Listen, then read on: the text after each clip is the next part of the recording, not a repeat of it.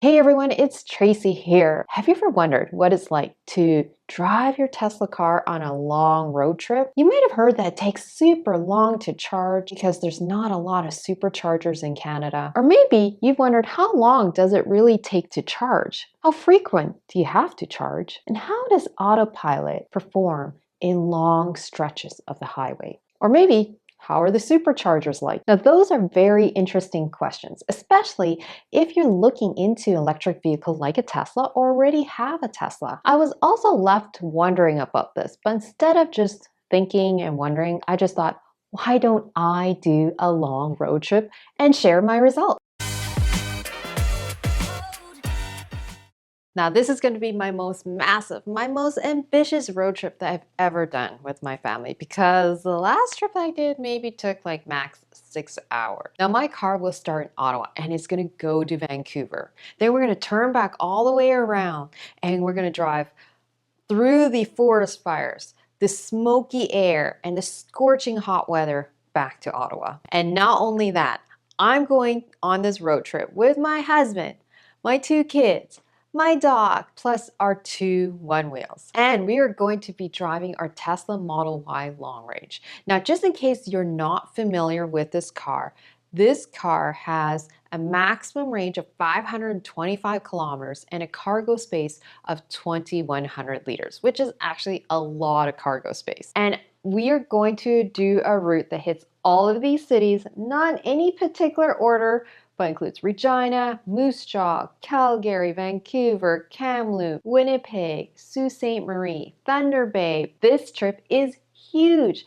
Total driving time is approximately 9 days and a tad over 11,500 kilometers. I'm going to reveal some stats like how long does it take to charge on average during this trip? How are the superchargers like? How is Autopilot on the Canadian highway? What is the range like? Most importantly, I'm going to share my top 5 tips that I think everyone should know if you're planning to drive a Tesla on a long road trip. So if you own a Tesla and planning on a road trip, or you're just interested in an electric vehicle, you're contemplating whether it's going to be Tesla or another vehicle, then you definitely want to check out today's video, because I believe you're going to get lots of nuggets of wisdom. Hey everyone, it's Tracy here. I'm a former engineer turned full-time investor. On my YouTube channel, I love talking about stocks and real estate investing, passive income, building wealth, so that we could all ultimately design our best life. Sometimes I share behind the scenes on life topics like my Tesla road trip. So if you love that kind of stuff, you're a Canadian investor, you want to create more passive income, then you definitely want to hit the subscribe button and that bell notification button so you get the latest and greatest videos coming to you every single week. So let's get back with the video. Now I'm going to start with the range. Like, how long does it take on average to charge a car? Or what is the longest distance we went on a full battery that we were comfortable with? Now, in the entire road trip, we took a ton of stops. Not because the Tesla Model Y is like not comfortable. It's just that we are a super antsy family. We need to move every couple hours, every 3 hours. We're just simply not road trippers. So we made a lot of stops because either we were hungry, we need bio breaks, we need to stretch, we just need to move, we just needed fresh air. So on the entire road trip, we made 48 stops. And out of the 48 stops, the majority of them were less than 30 minutes. And only 10 of those stops exceeded 30 minutes, and only one stop exceeded 50 minutes. So you can see that it doesn't take a long time to charge this car, especially if you make frequent stops every couple hours, every 3 hours. It doesn't take long to charge at all. And it's actually healthier for you if you actually get out and move. Now, the longest distance we went on a full battery was 315 kilometers, and it took 81% of the battery. Now, this was not an exceptional hot day. It was not exceptional windy. It was just a standard day. We didn't want to push our car to the max. We didn't want to find out because we had kids and a ton of gear. So the longest distance we ever drove on just without any charging was 315 kilometers, and it took 81% of the battery. Now, when it comes to the supercharging network, wow, is that an amazing experience.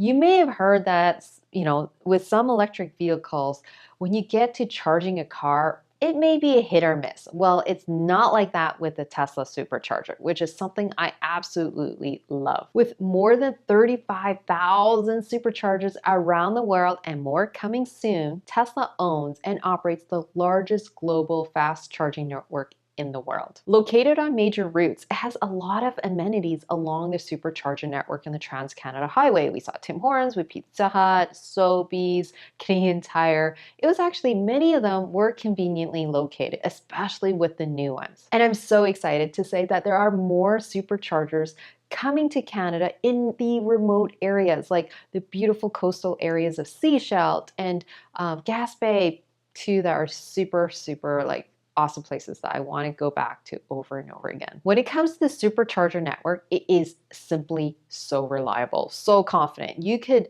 type in the address and they'll tell you what's the closest supercharger network, and it even tells you how many stalls are available. And this is key. This is seriously valuable information that I actually took for granted initially, because I just simply thought, of course you're able to charge your car in the supercharger network. But in reality, when you read some horror stories on Reddit about other electric vehicles, where they just imagine they're driving in the middle of the night, they're realizing that their battery isn't going to take them to the hotel, so they have to stop at one of the many electric vehicle chargers that are available in Canada.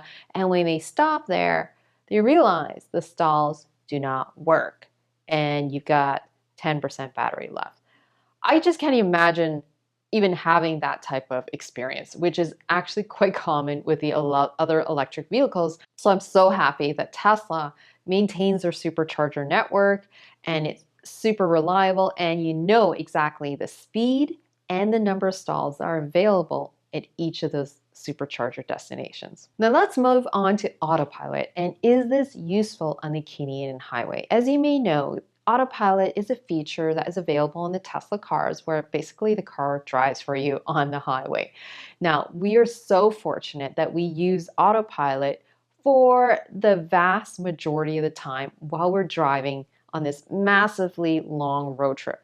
And this is what made this road trip so much more comfortable. Now, I can't say that I drove. Actually, my husband drove, because I actually hate driving. But my husband, who's driving, found it super comfortable because he's able to take a look at his surroundings and observe the beauty of Canada while we're driving, rather than just 100% focus on, what cars are coming, when to change lanes.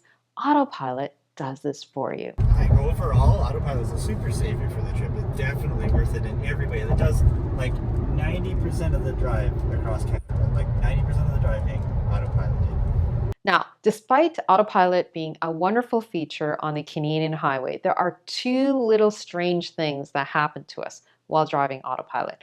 The first one is, for some strange reason, on the Canadian highway, there's a speed limit that Tesla has on the highway.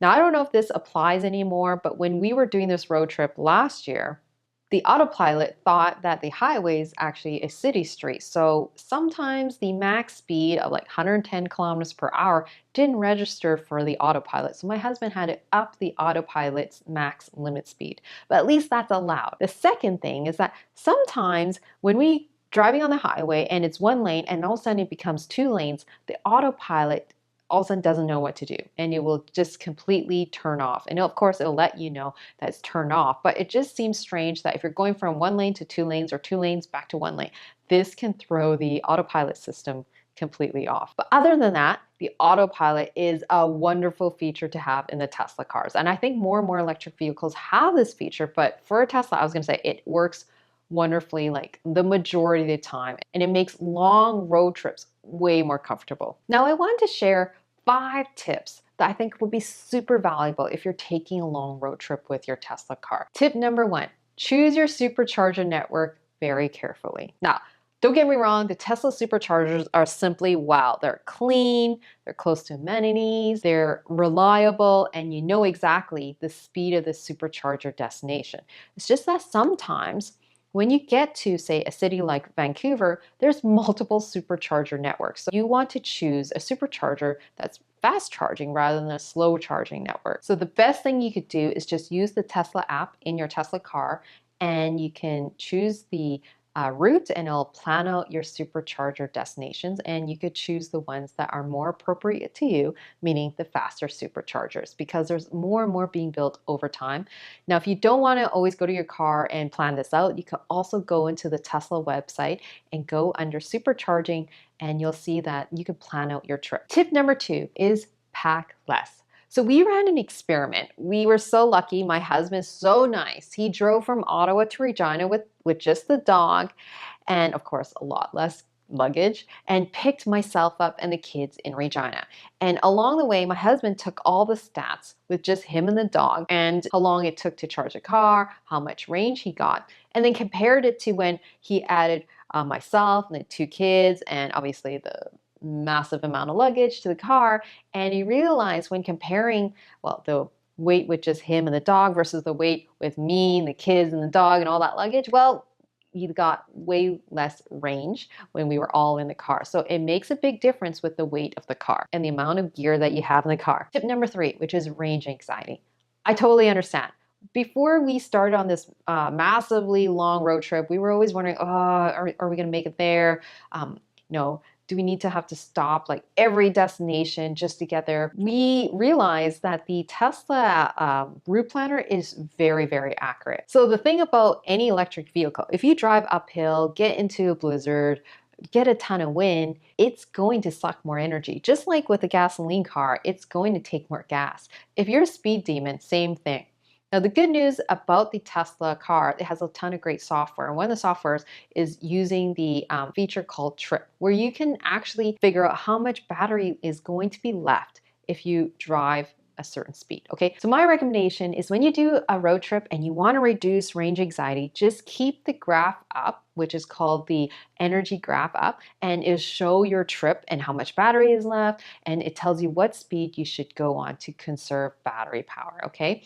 And in our experience of all the trips that we took across Canada, when we followed that, it was very accurate with the amount of battery left when it got to our next destination, which helps you build a ton of confidence in the software. Tip number 4, download the app called the Better Route Planner. This is another backup app that tells you other areas for charging, like in garages, hotels, and gives you waypoints. So if you're like us and you want to go to the Dinosaur Provincial Park or stay an extra night at a certain hotel, this app will help you because it'll let you know if those hotels have a charging destination to charge your electric vehicle. Even a 120-volt plug is super helpful because you could charge your Tesla car. Tip number 5. Now, although every Tesla car and every other electric vehicle is like one big battery, unfortunately, there are not that I know of, at least not in my Tesla, direct outlets for all your electronics, okay? So right now, you need to buy an inverter, or AKA